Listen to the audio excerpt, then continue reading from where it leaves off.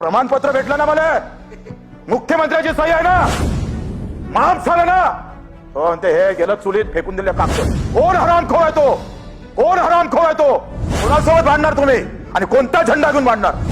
भगवा, हिरवा, निळा लुटासाठी ठेवले काय? तुम्ही लागण तशी लूट करायची असं म्हणायचं का तुम्हाला? मरण गरीबाचं होतं, तुम्हाला आम्हाला पैसे सरकार देतं.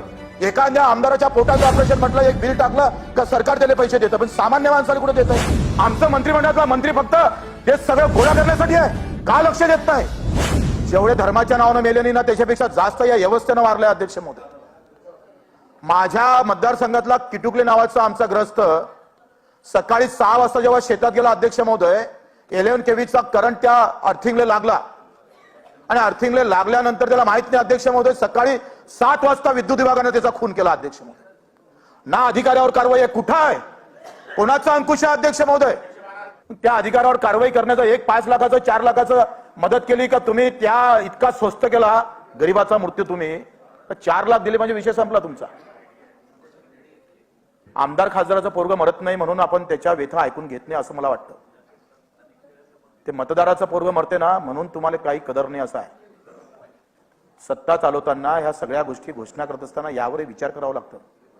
छत्रपती शिवराय शेतकऱ्याच्या पिकाच्या देठाले सुद्धा हात लागू नये या विचारानं राज्य चालवत होते, म्हणून निवड छत्रपतीचं नाव घेऊन थोडं चालतं. अध्यक्ष महोदय, अध्यक्ष महोदय, काही वेळेस आपण पाहतोय, पहिले एक जाहिरात पाहत होतो आम्ही.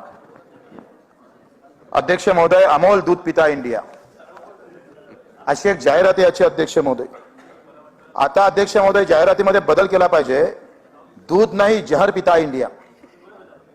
अध्यक्ष महोदय, जर आज आपण व्यवस्था पाहिली तर दुधाचं संकलन किती होते, दूध निर्माण किती होते अध्यक्ष महोदय, आणि प्रत्यक्षात दूध वाटप किती होते? अध्यक्ष महोदय, 14 करोड लिटर दूध आपण उत्पादन करतो आणि दर दिवशी आपण 64 करोड लिटर दूध आपण विकतो. मग हे दूध येतं कुठून अध्यक्ष महोदय? एवढे आम्ही अध्यक्ष महोदय थंडे झालोय, कुठं पैसे खायचं अध्यक्ष महोदय? हे मी म्हणत नाही अध्यक्ष महोदय, WHO म्हणतंय, त्यांनी चेतावणी दिली आपल्याला. आपण जर हे भेसळयुक्त दूध, भेसळयुक्त पदार्थ जर थांबवले नाही अध्यक्ष महोदय तर 87% लोकांना कॅन्सर होऊ शकतं. आताच टोपे साहेबांना सांगितलं का कॅन्सरच्या रुग्णाला वेटिंग मध्ये राहावं लागते. तुम्हाला आम्हाला होत नाही कारण तुम्ही आम्ही चांगलं खातो अध्यक्ष महोदय, व्हिटॅमिन घेतोय, प्रोटीन खातोय, गरीबाला ते भेटत नाही. तुम्हाला थोडंसं आजार गिजार लवकर होत नाही, पण गरीबाले मात्र लवकर होतं अध्यक्ष महोदय.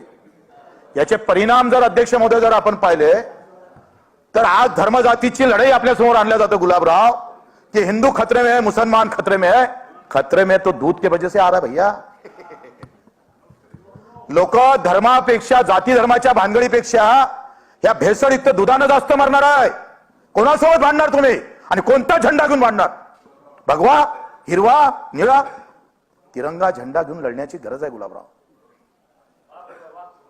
आणि आपण, तुम्ही, आम्ही सगळ्या सामान्य माणसात, धनंजयजी, तुम्ही, आम्ही सगळेजण जर ओकत असतो, कधी जातीच्या नावानं, कधी धर्माच्या नावानं, कधी मंदिराच्या नावानं, कधी मस्जिदीच्या नावानं.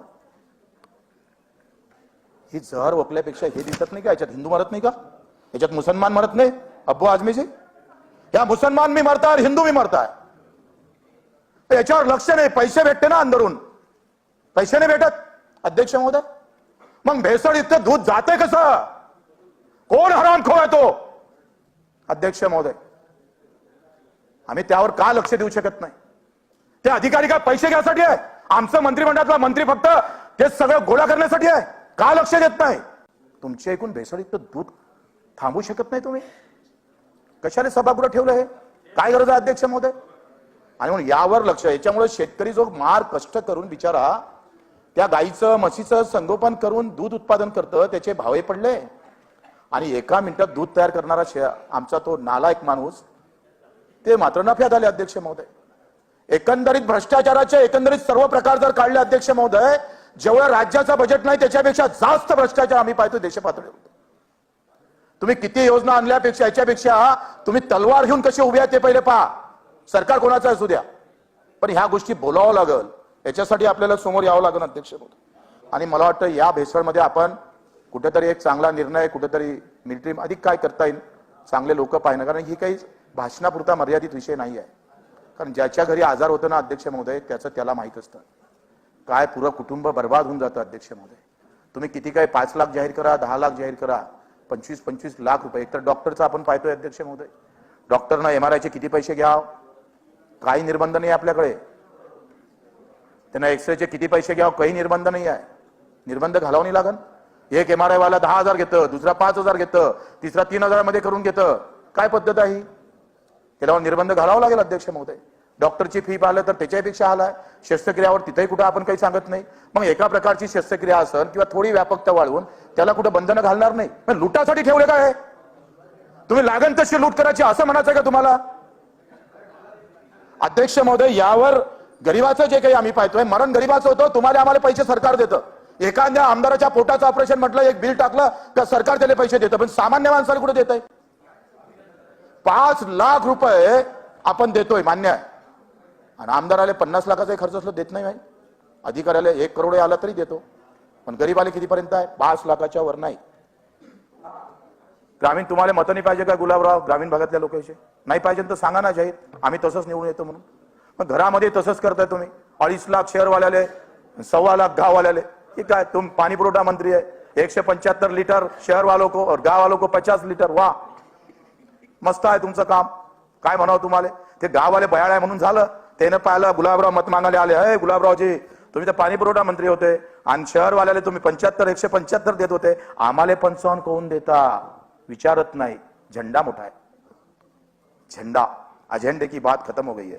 आणि म्हणून मला वाटतं झेंड्यापेक्षा महत्वाचा मला माझं म्हणणं कसं आहे, पैशाचा विषय नाही आहे, पण ही अपमान करणारी गोष्ट आहे. कर्जदार शेतकरी अध्यक्ष महोदय, आता रणजित पाटील साहेब होते आपले पालकमंत्री अकोल्याचे, त्यांनी असं मस्त पत्र पाठवलं का आपलं कर्ज माफ करण्यात आलेलं आहे. तुम्हाला सन्मान पत्र दिलं. देवेंद्रजीचं सही आहे त्याच्यावर. देवेंद्रजी फडणवीस साहेब मुख्यमंत्री आणि पालकमंत्री, कर्ज माफीचे प्रमाणपत्र हे माझ्याजवळ आहे. अनिल मधुकर मानकर माफच नाही झालं, तो चक्रा मारून आला. कारण काय झालं माहित आहे काय? फडणवीस साहेब होते तेव्हा शिवाजी महाराज योजना होती आणि आपण आलो. मग तुम्ही होते मंत्री, मी मंत्री होतो त्याच्यामध्ये, राज्यमंत्री. तेव्हा आपण महात्मा फुले काढली. मग आपण दोघांना काय केलं माहिती आहे काय? हे तर फडणवीस साहेबांनी जाहीर केली होती बा योजना. मग त्याच्या आले काही आपण पैसे दिले नाही. तुमचं राजकारण आपल्या लोकांचं, आपण मोठे बदमाश लोक आहे. आणि मग आपण काय केलं? हे तर फडणवीस साहेबांनी जाहीर केली शिवाजी महाराज योजना, त्याच्यात काही तरतूद केली नाही कर्जमाफीची. आणि मग आपण जाहीर केली तर त्याचे पैसे टाकून दिले तुम्ही. आता दोघंही मेले ना. महात्मा फुलेवाल्याला पुरेवाल्याला पैसे भेटले. तुम्हाला प्रतापराव खरं आहे ना, हे 25% लोकांना पैसे भेटले नाही. तुम्ही आता हो म्हणा, तुमच्यावर पक्षाचं बंधन आहे, माल्यावर काही बंधन नाही आहे, काही विषय नाही आपला. जय रामकृष्ण. तुम्ही खरं म्हणाले, घबरावता, मला माहित आहे तुम्हाला तिकीट भेटणार नाही, वांदा होऊन तुमचा. आणि म्हणून माझा अध्यक्ष महोदय, तुम्हाला माहित असेल, तुम्ही हिंगणघाट मधून आले अध्यक्ष महोदय. 25% लोकांना ना महात्मा फुले भेटली ना शिवाजी महाराज भेटली. आता काय झालं? तुम्ही कसा गेम फसवला शेतकऱ्याचा? तुम्ही तलवार घेऊन उभे आहात, हम नाही देंगे पैसे. बँकवाले म्हणते तुला कर्जही माफ झालं नाही. तो म्हणते प्रमाणपत्र भेटलं ना मला, मुख्यमंत्र्याची सही आहे ना, माफ झालं ना. तो म्हणते हे गेलं चुलीत फेकून दिलं कागद त्या मानकरचे. अरे पैसे नाही आले तुझे, तुझं यादीत नाव आहे पण पैसे आले नाही. त्याच्यामुळे काय झालं अध्यक्ष महोदय? नीलचा दाखला भेटला नाही, दुसरं कर्ज भेटलं नाही. कुठं जाऊ? तुम्ही 4 रस्ते बंद करून टाकले शेतकऱ्याचे. पाप आहे ना हे, भरा लागल. तुम्ही जर याच्यावर निर्णय घेतला नाही दादा भाऊ तर भरल्याशिवाय राहत नाही. खाली तो अतिरेक तो कहीं का खत्म होता, वो नहीं रह सकता. यावर निर्णय थे. तुम्ही 50% म्हटलं होतं अधिक. रेग्युलर कर्ज भरणारे कुठे साहेब? आलेच नाही. हे द्यावं लागेल.